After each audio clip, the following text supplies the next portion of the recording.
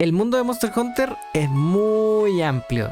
Ya tenemos 6 juegos principales y una chorronera de juegos extras, spin-off y hasta juegos móviles que están saliendo ahora. Como hay así muchos juegos, también hay muchísima información al respecto. Es por eso que en este video te voy a presentar 7 datos curiosos que he pillado jugando al Monster Hunter.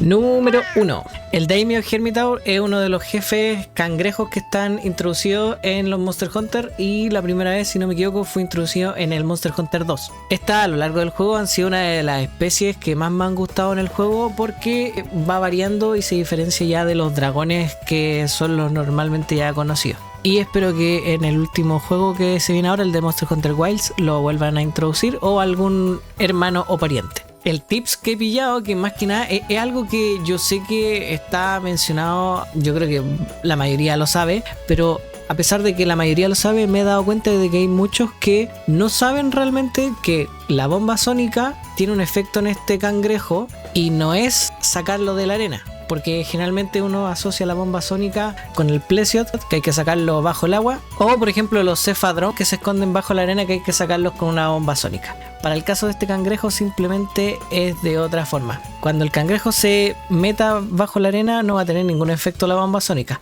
El efecto va a surgir cuando este cangrejo se proteja, se ponga en modo bolita, así como lo hacía el Duit. ¿Qué haces si te atrapa? Me hago bolita. ¿Y si te empieza a patear? Sigo en bolita. Eso. Cuando se ponga en modo bolita, usted le tira la bomba sónica y lo va a aturdir. No sé en realidad si queda aturdido, pero queda choqueado por la bomba sónica. Ya, así que esa es la buena forma de utilizar la bomba sónica contra este cangrejo, para que nunca más se la tire cuando esté bajo tierra. Número 2.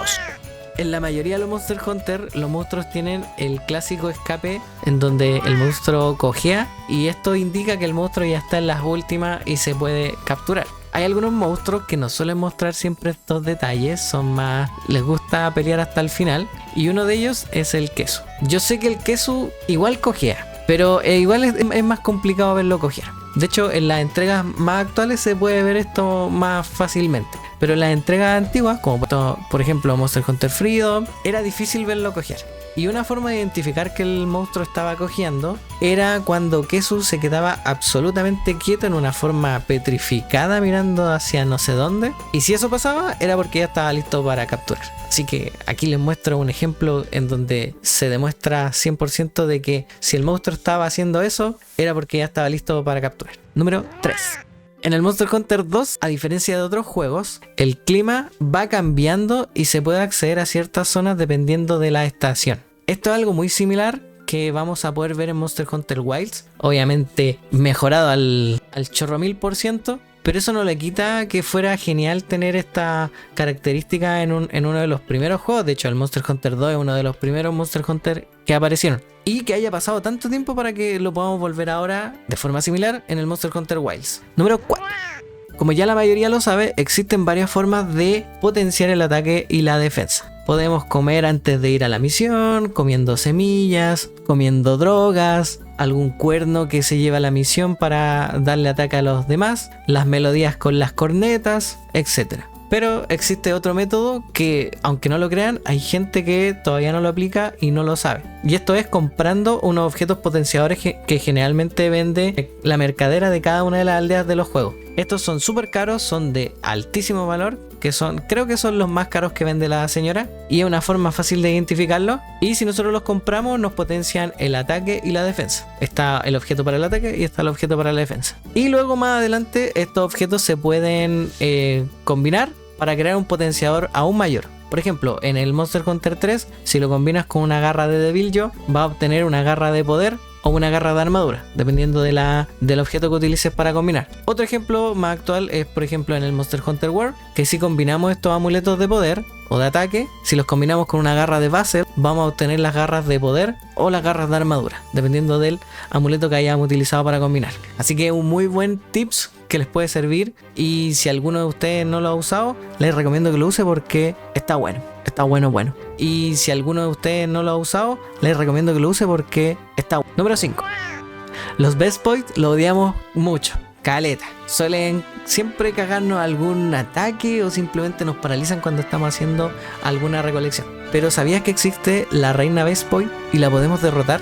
Sí. Bueno, algunos ya lo saben, algunos no. Este no fue introducido en el Freedom Unite. Posee un exoesqueleto más duro, un abdomen mayor, alas transparentes que relucen como iris y una gema roja en su cabeza como alusión a su posición como reina en la colmena. El dato importante de más que explicarle las características de esta mona es que no lo vamos a pillar de inmediato cuando tomemos la misión. No es como un monstruo que va a estar en el mapa apenas comience la misión. Para hacer que aparezca en la misión tenemos que derrotar a 25 Vespoy y luego de eso la reina Vespoy va a sentir que su colonia está en peligro y va a aparecer en el mapa. Esto es curioso igual porque para que aparezca hay que hacer un cierto requisito, a diferencia de las otras misiones que uno simplemente va y entra al tiro a la acción. O sea, básicamente uno hay que buscarlo en el mapa, pero aquí no, aquí tienes que derrotar a unos monstruos, tienes que hacer ciertas condiciones para que te aparezca en el mapa. Número 6.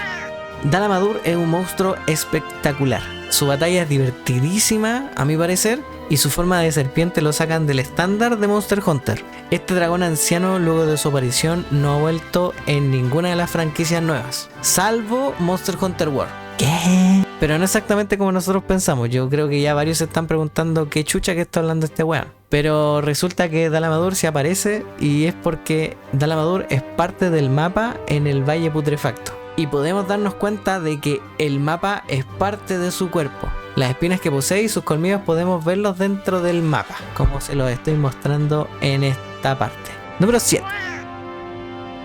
En Monster Hunter 3 Ultimate salió la misión del evento de Devillo en cueros. Esta misión era bien particular y siempre he tenido el recuerdo de esta misión, en donde había que ir a cazar un Devillo en la tundra, pero había que ir en pelota, sin armadura, sin talismanes, había que ir a derrotar al Devillo. Tengo entendido que el Devillo igual estaba un poco nerfeado, pero igual era un gran desafío. Y si lo derrotábamos te daba un ticket llamado Alma Fiera, con el que te podías construir una espada grande llamada Eisenfaust. Esta espada tenía un daño y diseño la raja, bestial. Para poder crearla necesitábamos 5 de estos tickets. Entonces, ¿qué es lo que pasaba? La misión solamente te daba 1, o si teníais suerte, te daba 2. Entonces, como ya entienden, había que hacer la misión más de una vez para poder conseguir esta espada. Solo grandes cazadores podían tener esta gran espada. Y como dato adicional, como están viendo aquí en pantalla, nosotros, por nuestro lado,